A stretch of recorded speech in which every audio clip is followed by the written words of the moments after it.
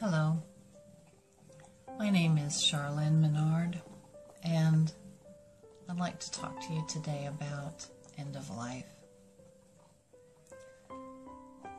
both in the context of being an end of life doula, which I'll explain a little bit, and in the context of understanding the importance of reclaiming death as a sacred time. I, for a long time, was a Montessori teacher. Taught young children first, and then they got a little older after that, until I taught elementary age children, ages 9 to 12, during the last phase of my Montessori career. So I've been an educator for a long part of my life. And when that part of my life was over, I turned to another longing within myself, which was to go to seminary and to discover another whole phase of my life. And what drew me to seminary was the idea that I would be a hospice chaplain. And so after graduating from seminary, I realized that in my hospice experience, I realized that there was something I really was drawn to, and that was being with folks at the end of their life, being present with them, helping them to transition from life to death. So that takes us back to what the word doula means. And doula is Greek for one who serves, and it's often used in the birth movement, the birthing movement, as a companion. A doula is a companion to the birthing mother that's with her during the birth process. It's her advocate. It's the person that stays with her. And so it's so appropriate to use the same term for end of life, because an end of life doula is your advocate as you transition and navigate the final hours and moments of your life. And so as a consultant around end of life, I can give you opportunities to have those courageous conversations around death.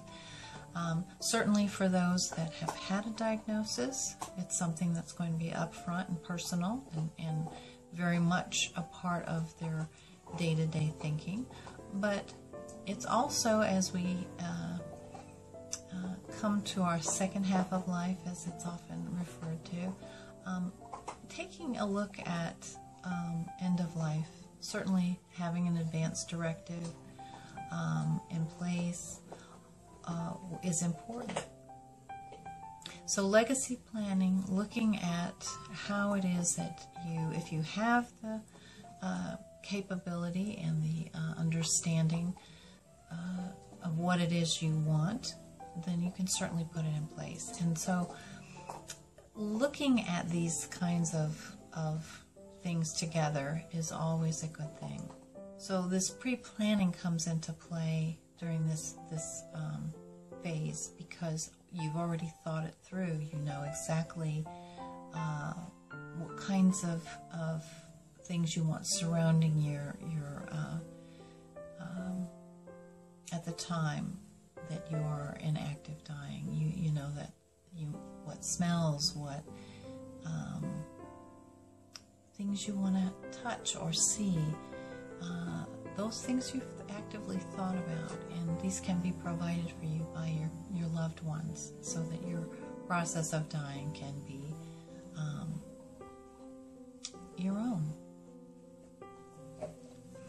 So the emotional, physical, and spiritual support that an end-of-life consultant can provide during this time is really important too, because there will be questions, and to help navigate these questions becomes really helpful. It gives you a time to refocus during those stressful times, and focus in on moments of joy and serenity. So, end of life is something that we all face, and it is something that can be a gift to us if we recognize the sacredness around the end of life. I hope that you will think about it, think about what it is that you can do and what is offered to you through the services of an end-of-life doula. Please check my website for further information about the individual services and what it is that can be provided.